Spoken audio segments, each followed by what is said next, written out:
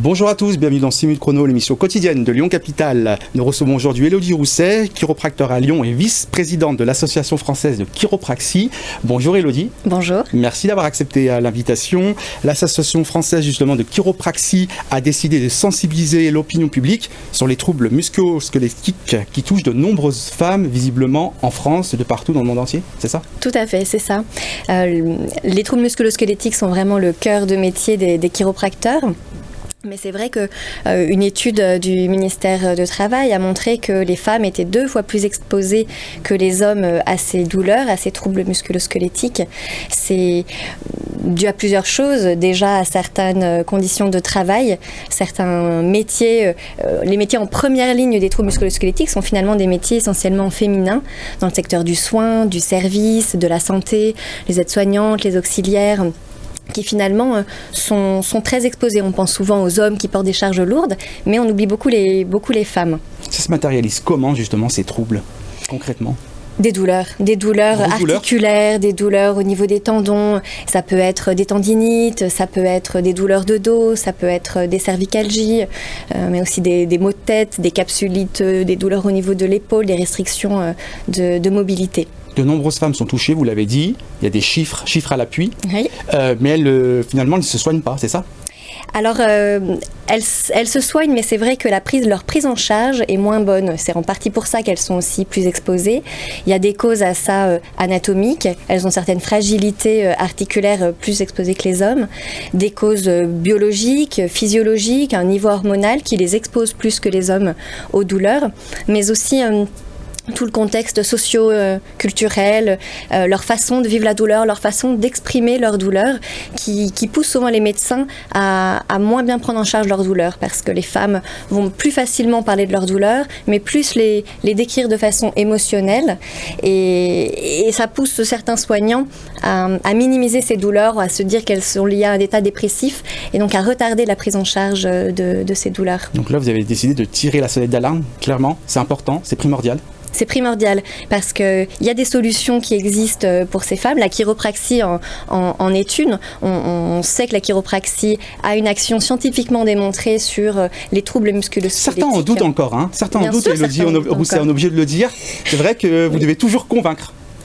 On y travaille. Un chiropracteur doit toujours justement justifier, doit toujours convaincre quelque part ceux qui sont sceptiques par rapport à cette discipline médicale. Je crois que c'est lié à l'histoire, au fait que la reconnaissance de notre profession en France, elle est récente, elle date de 2002, même si la chiropraxie a maintenant une renommée qui est assez acquise au niveau international. En France, à peine encore à venir. Est-ce que vous pouvez nous présenter le programme lyonnais justement d'automaîtrise ?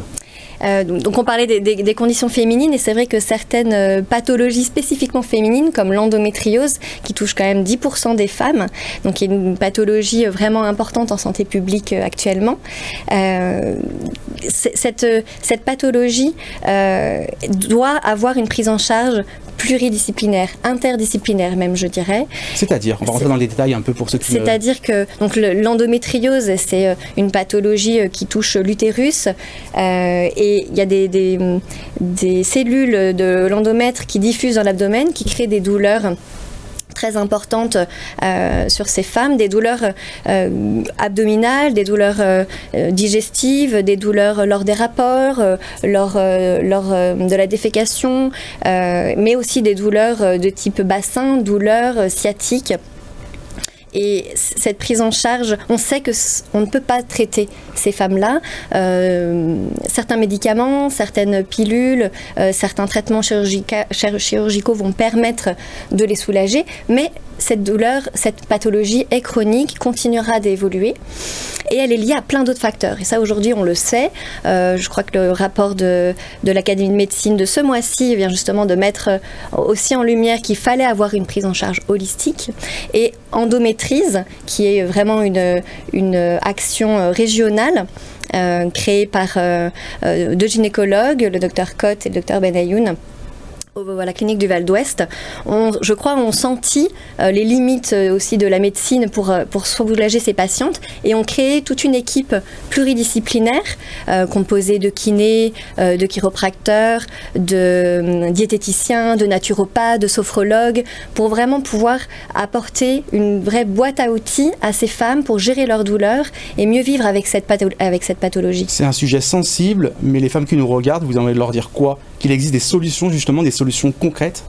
Oui, et qu'il faut qu'elles s'écoutent. Il faut qu'elles écoutent leur douleur, que vraiment, il ne faut pas s'arrêter seulement à un symptôme, qu'on est là aussi pour comprendre l'origine de leur douleur, pour leur apporter des solutions durables, que ça peut être lié, un trouble musculo-squelettique peut être lié à une pathologie, mais ça peut aussi être lié à des conditions de vie, des habitudes de vie, et on doit avoir une approche curative et préventive. Pour conclure, je sais qu'on vous pose régulièrement la question, quelle sont les différences entre un chiropracteur et un ostéopathe? Rapidement. On soigne les mêmes patients. Que ce soit des kinés, des ostéopathes ou des chiros reçoivent les patients pour les mêmes motifs, mais avec des techniques différentes, des approches différentes. Légalement, la chiropraxie a un champ d'action un petit peu plus large, mais je dirais que si vous êtes content de votre ostéopathe, continuez à les voir, et si vous pensez qu'il faut aller plus loin, que vous êtes curieux, n'hésitez pas à consulter un chiropracteur. Merci beaucoup Élodie Rousset d'avoir accepté l'invitation. Merci à vous de nous avoir suivis. Vous retrouvez évidemment cette émission et toutes les autres émissions sur notre site www.lyoncapital.fr.